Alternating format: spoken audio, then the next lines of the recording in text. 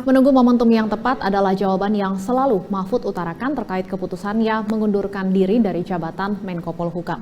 Lantas mengapa momentum tersebut baru terjadi saat ini di 13 hari jelang pemungutan suara?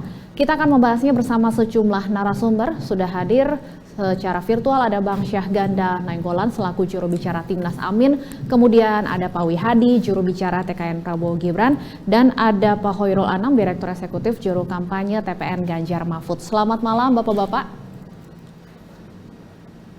Malam. Baik, saya ingin langsung ke Pak Hoirul terlebih dahulu. Assalamualaikum. Waalaikumsalam. Baik, saya ingin langsung ke Pak Hoirul terlebih dahulu.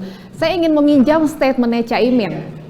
Ini semua menimbulkan tanda tanya. Kenapa baru sekarang mengundurkan dirinya, Pak Hoirul? Ya, yang pertama-tama sebelum menjawab itu, kita melihat satu proses yang sangat baik ya. Dari Pak Mahfud menunjukkan bagaimana beliau menghormati Pak Jokowi, dan Pak Jokowi juga sebagai presiden juga memberikan penghormatan yang sama. Ini salah satu komunikasi politik yang sangat baik antara Presiden Jokowi dan Prof. Mahfud. Dan ini penting untuk menjadi contoh kita semua bagaimana meletakkan perbedaan pandangan politik, tapi juga memberikan rasa hormat dan saling menghormati antar keduanya. Nah, yang berikutnya, yang pertanyaan itu sederhana sebenarnya jawabnya. Seperti yang juga diutarakan oleh Prof. Mahfud, oleh Mas Ganjar, oleh kami semua, bahwa memang pembicaraan soal mundur dan tidak mundur itu sudah lama. Saya juga termasuk di dalamnya yang berproses di situ. Nah, kenapa sekarang terjadi? Ya, karena memang momentumnya sudah dianggap tepat. Karena memang dalam diskusi itu dua hal pilihan strategis untuk mundur dan tidak mundur. Yang pertama memang kepingin memberikan contoh secara langsung bagaimana penyelenggaraan negara dalam konteks pemilu, ya. Dan Prof. Mahfud adalah salah satu bagian dari itu, menghindari penggunaan atau fasilitas negara dan sebagainya yang itu melanggar hukum, gitu ya. Itu menghindari, itu memberikan contoh di situ. Yang kedua memang melihat dalam konteks manfaat dan mudorotnya. Manfaat dan mudorotnya itu misalnya apakah ini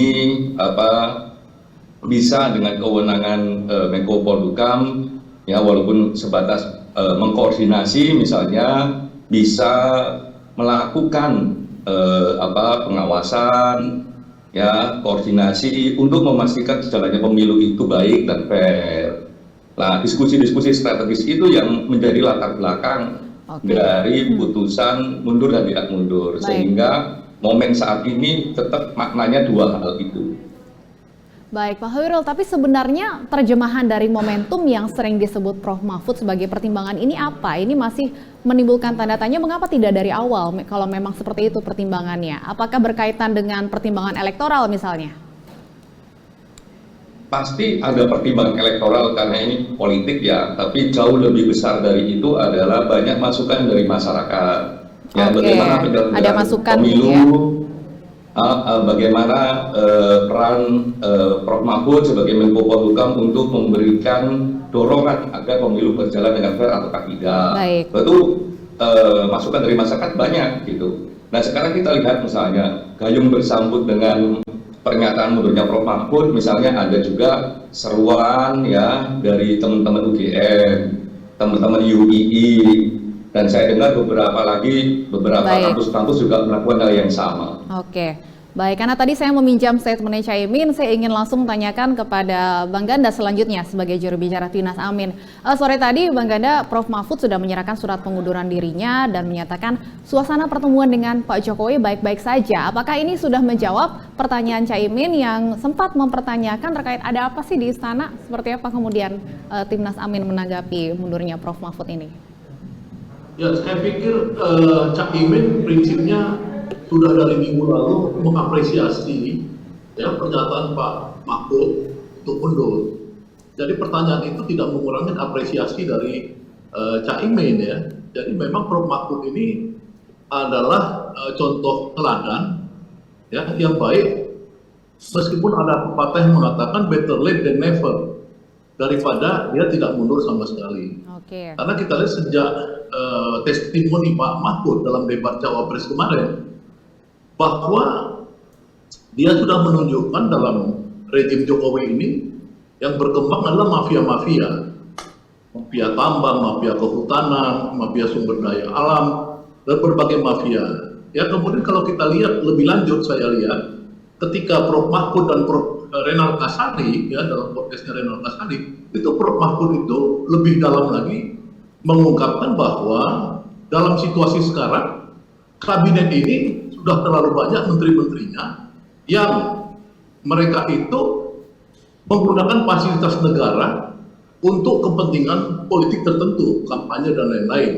Misalkan Menteri BUMN dalam satu kesempatan katanya itu adalah peristiwa BUMN, peristiwa negara ya. Kalau nggak salah saya itu acara Natal atau apa di Kementerian BUMN, dia mengundang dan mempromosikan Pak Prabowo.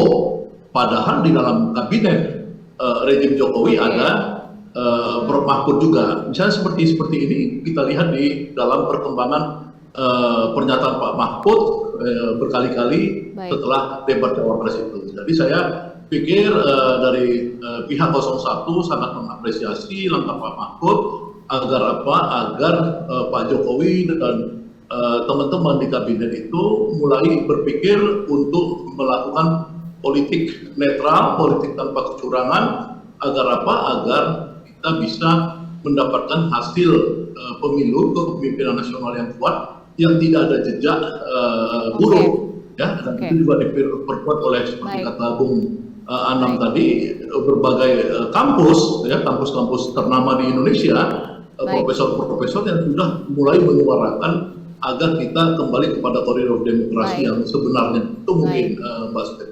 Baik, Pak Ganda, tapi kan dalam beberapa survei terakhir, elektabilitas 01 dan 03 ini bersaing ketat ya, bahkan kadang selisihnya tidak sampai 2%. Apakah tidak khawatir efek dari mundurnya Pak Mahfud ini nantinya elektabilitas 03 bisa kembali menyalip 01? Oh, nggak ada masalah, karena gini, dari sisi 01 ya, dan saya pikir juga di 03, yang dicari ini kan bukan tahta, bukan hidup mati untuk berkuasa ya, bukan membangun politik dinasti. Kita ini membangun politik demokrasi. Karena apa? Karena baik Pak Anies dan Pak Muhaimin, kemudian di pihak 03 Pak Ganjar dan Profesor Mahfud, juga Ibu Megawati adalah tokoh-tokoh yang terlibat dalam reformasi 98 yang menumbangkan mertuanya Prabowo, Pak Soeharto itu, yang 32 tahun membangun politik dinasti, politik kejam tanpa otoriter ya. Nah, jadi semangat ini yang harus dikembangkan oleh 01 dan 03 yang kemudian muncul dari masyarakatnya itu disebut salam 4 jari, 1+3. Jadi artinya apa? Artinya itu yang nomor satu dulu, kita bicara etika dan moralitas, bahwa kita ini pengen berkendara menghasilkan pemimpin dengan cara demokrasi. Kemudian selanjutnya saya melihat bahwa rakyat pasti akan mengapresiasi Pak Mahfud dan oleh karenanya mungkin akan terjadi kenaikan elektabilitas.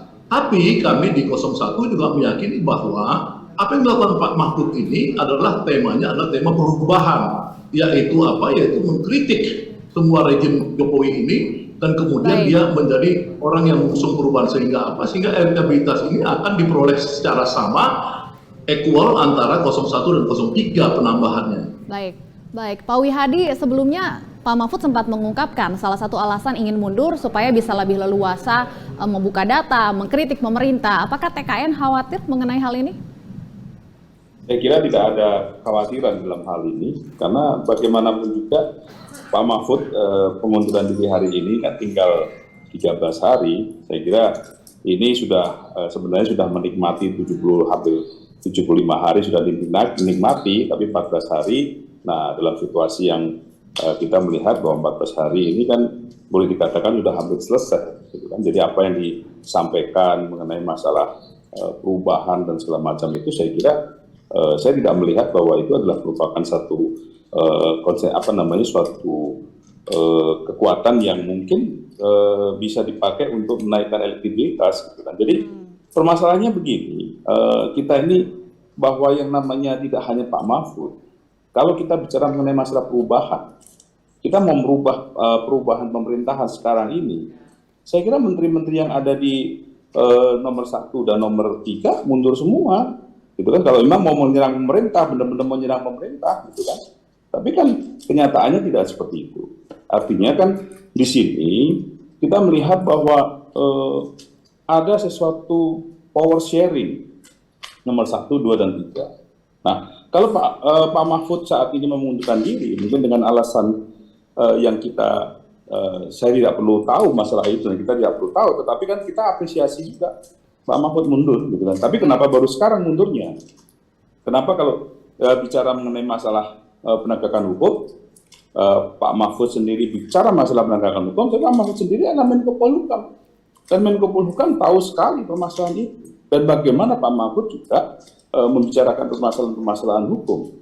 Nah, permasalahan hukum ini kan Pak Mahfud sendiri pernah sampaikan kepada pada kader-kader PSI pada saat datang kepada Pak Mahfud sebelum ada Pilpres, dan mengatakan, Pak Mahfud mengatakan bahwa saya tidak bisa satu persatu, saya hanya kebijakan karena Menko Polhukam. Tapi kebijakan itu kan bisa mempengaruhi semua kasus yang ada. Tadi sudah dijawab nah, oleh Pak yang Hoirul. jadi, Pak Wihadi tadi sempat dijawab oleh Pak Hoirul, salah satu alasannya mengapa baru sekarang? Karena ada masukan dari masyarakat juga, Pak Wihadi. Iya, kalau ada masukan dari masyarakat, kenapa dari nggak awal-awalnya masukan dari masyarakat itu? Apakah mungkin masukan dari masyarakat itu masukan yang memang harus mundur? Ya kalau memang seperti itu ya nggak apa-apa, kita masukan dari masyarakat dan dilakukan nggak apa-apa, kita menghargai seperti itu. Tetapi kan kita melihatnya adalah bahwa yang namanya sekarang ini tinggal 13 hari, padahal sudah ada 40 hari, 45 hari yang terjadi, kan? Dan itu kan di situ mengkritik sendiri, gitu kan? Jadi pemerintahan ini kan kita melihat bahwa apa yang dilakukan, apa yang dikatakan oleh Pak Mahfud itu kan berarti kan dulu yang dilakukan oleh Pak Mahfud. Nah, kalau memang Pak Mahfud pada saat Menko Polhukam itu melaksanakan apa yang sudah dilaksanakan, tidak perlu mengkritik, tidak perlu terus kemudian karena tidak bisa menjalankan tugas-tugasnya terus kemudian mengkritik pemerintah, mengkritik kepada penegakan hukum. Gitu. Nah, ini kan kembali lagi ada sesuatu hal yang mungkin masukan dari masyarakat, ya bisa saja masukan dari masyarakat itu bisa kita terima semuanya. Memang kan karena kita ini kan kepingin masyarakat memilih kita, kepingin rakyat memilih kita, makanya masukan itu sangat penting. Saya kira Pak Mahfud mungkin sudah mendengar masukan masyarakat, ya. Saya kira baik-baik saja. Oke, Pak Wihadi, saya juga ingin mengonfirmasi satu hal. TKN mengatakan menyarankan kepada Pak Prabowo untuk tidak mundur dari kursi Menteri Pertahanan. Masih sama statement ini, Pak Wihadi? Saya kira tidak ada sesuatu hal yang mengharuskan Pak Prabowo mundur, karena sesuai dengan undang-undang, sesuai yang undang-undang bahwa Menteri tidak boleh harus mundur kan dalam dalam konstelasi Pilpres ini, dan dalam pilkada pun juga tidak boleh.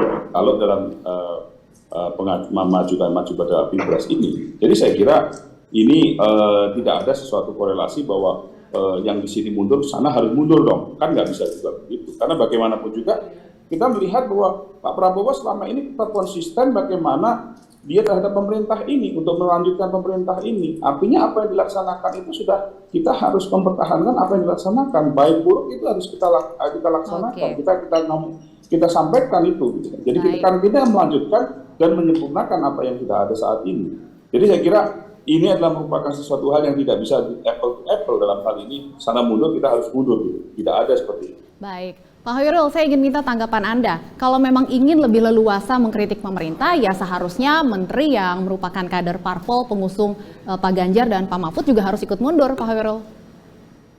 Nah, saya ingin merespon yang tadi bahwa sebenarnya ini tidak semata-mata soal elektoral, ya, tapi ini adalah sesuatu yang sangat besar gitu. Karena bagi kami ini bukan soal menang dan kalah, tapi ini adalah bagaimana kita menuju ruang demokrasi yang jauh lebih baik, jauh lebih sehat, semakin lama semakin baik, dan ini untuk kepentingan bangsa kita semua. Jadi ada diskursus yang terus berkembang gitu ya di internal kami soal maju dan mundur itu, termasuk sejak awal juga masukan dari masyarakat.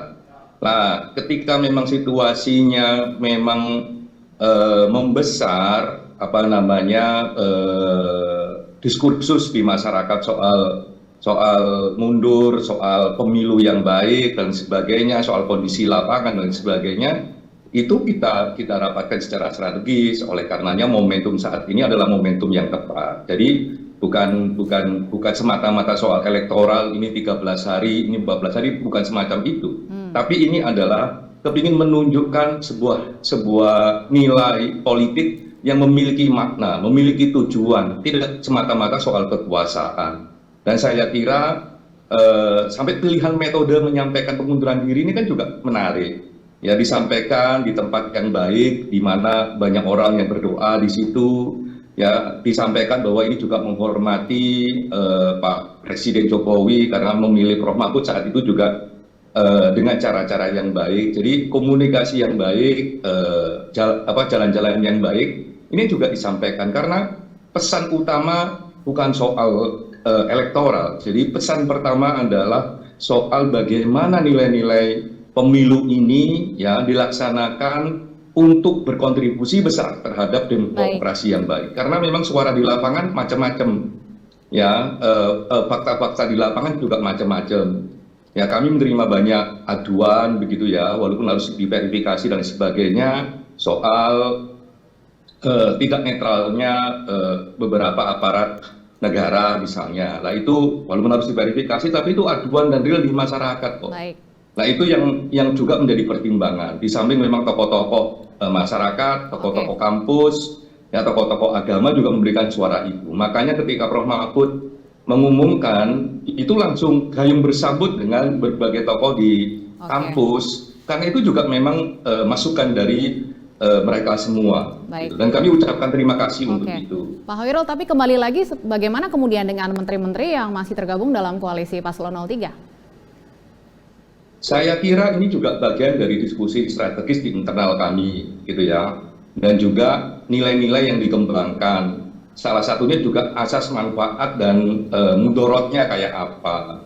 Ya misalnya begini, dalam satu skema bansos misalnya, kita kepingin loh bansos itu juga diutarakan sebagai satu produk dan kebijakan negara. Ya, bukan semata-mata produk dan kebijakan salah satu paslon atau yang berhubungan dengan paslon misalnya begitu. Nah itu kan juga butuh vibrasi formal yang itu masih ada status yang ada di kabinet misalnya begitu.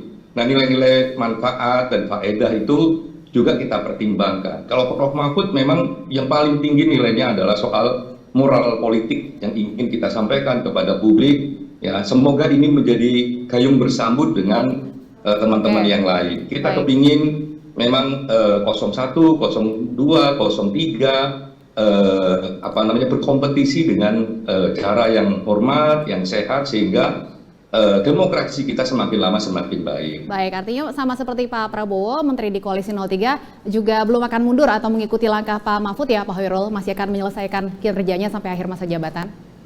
Itu haknya Pak Prabowo dan itu juga pasti didiskusikan secara strategis oleh teman-teman di 02. Yang mau onggo aja itu memang pilihan dari 02, tapi bagi kami mundurnya Prof Mahfud adalah sebuah pesan politik moral yang ingin disampaikan ya, yang berangkat dari berbagai masukan dari masyarakat, khususnya masyarakat kampus. Oke, saya ingin tanyakan hal yang sama ke Pak Ganda, karena juga masih ada menteri dari koalisi Paslon 01 yang saat ini juga tergabung dalam kabinet Jokowi. Dan termasuk juga cawapresnya sendiri, Caimin sendiri, apakah juga akan mundur dari kursi wakil ketua DPR? Ya, makanya gini Mbak Stefani, ini kan kita kan melihat urgensi mundur itu karena apa? Ya kan? Saya itu awalnya menyuratin WA Pak Mahfud ya beberapa bulan lalu melalui ponakannya untuk Pak Mahfud tidak usah mundur. Jadi saya buat statement di media agar Pak Mahfud tidak usah mundur dulu. Untuk apa? Untuk Pak Mahfud ini mengimbangi ya Paslon 02 untuk melihat gerakan-gerakan apa yang mungkin dilakukan oleh menteri-menteri dan bahkan sekarang presiden ketika dia menyatakan memihak dalam konteks memenangkan 02 ini. Apakah ada hal-hal yang tidak wajar yang akan melanggar prinsip-prinsip demokrasi. Ya, kemudian beliau pada akhirnya sekarang mundur, ya saya menghargai. Yang kedua, sebenarnya waktu saya masih direktur relawan Prabowo Hatta 2014 dulu, ya itu Pak Hatta Rajasa itu mundur. Ya, jadi Pak Prabowo dan Pak Hatta waktu itu memutuskan Pak Hatta narik diri dari kabinet SBY. Itu adalah sikap yang menurut saya, yang sikap seperti Pak Mahfud sekarang itu betul-betul itu mau melakukan kompetisi yang fair play ya, fair gitu. Nah ini yang harus ini. Jadi konteksnya itu urgensi, misalkan DPR. DPR ini sekarang seperti Pak Muhaimin, ada 500 anggota DPR sekarang sebagai pejabat negara, dia sedang berkontestasi ya di daerah-daerah dapilnya. Tapi tentu saja karena DPR itu tidak punya kekuatan eksekutif, dia tidak akan menciptakan konflik-konflik kepentingan yang membahayakan di dalam kehidupan bernegara. Jadi misalkan kalau mau dibandingkan, yang kedua, menteri-menteri yang ada di dalam tubuh 01 ya sudah kita lihat tidak pernah hadir di dalam kampanye-kampanye. Ya kalau kita lihat bandingkan dengan yang di 02, misalkan Pak Zulkifli Hasan pada tanggal 29 bulan 1 di Kendal, ya dia menanyakan kepada masyarakat dan mengarahkan agar masyarakat mengasosiasikan pemberian bansos itu adalah dari Jokowi. Ya, kemudian Pak Zulkifli Hasan bilang kalau begitu kalian harus berterima kasih, pilihlah Gibran. Nah, bansos diasosiasikan oleh Pak Jokowi. Begitu juga Pak Erlangga Hartarto ya pada tanggal 14 bulan pada bulan Januari ya, bulan 14 Januari kalau nggak salah saya, itu juga melakukan hal yang sama, melakukan politisasi bansos. Padahal bansos itu bukan milik Pak Jokowi, bansos itu di negara-negara berkembang, ya, di negara-negara maju itu sudah ratusan tahun lalu ditinggalkan sebagai asosiasinya terhadap personal atau personifikasi. Nah, politik-politik primitif seperti ini kan sekarang terjadi. Kalau Pak Ganda, artinya 01 belum melihat ada urgensinya ya untuk menterinya mundur, walaupun narasinya saat ini narasi perubahan, berbeda dengan pemerintahan Pak Jokowi saat ini. Halo? Ya, Pak Ganda? Ya, Anda bisa mendengar suara saya? Baik, artinya belum melihat ada urgensi untuk mundur, walaupun saat ini kan narasi yang dibawa oleh 01 adalah perubahan, berbeda dengan pemerintahan Jokowi saat ini. Ya maksudnya kita bukan bagian dari kekuasaan yang sekarang dikomandoi oleh Pak Jokowi. Ya ini kan menteri-menteri yang tersisa ya dari aliansi yang dibangun mereka di tahun 2019. Ya jadi ini kan hak-hak daripada PDI, hak-hak daripada Nasdem, hak-hak daripada PKB. Untuk dia tetap menghabiskan ya sisa ini keadilan mereka sebagai pengusung Jokowi, itu kan nggak ada masalah. Yang masalah kita ini adalah bagaimana supaya kandidat ini seperti Pak Prabowo misalkan, dia punya konflik interest nanti. Ya bagaimana dia cuti nggak cuti kita nggak tahu. Ya bagaimana dia sama Jokowi kita nggak tahu apakah dalam konteks kampanye atau dalam konteks urusan kenegaraan. Nah inilah sebenarnya kembali ke fokus kita Pak Mahfud ini ya kita apresiasi lah gitu. Baik, terima kasih. Sayang sekali waktu kita sudah habis. Sebenarnya saya masih ingin melanjutkan diskusi ini. Terima kasih sudah bergabung bersama kami malam hari ini. Terima kasih, selamat malam.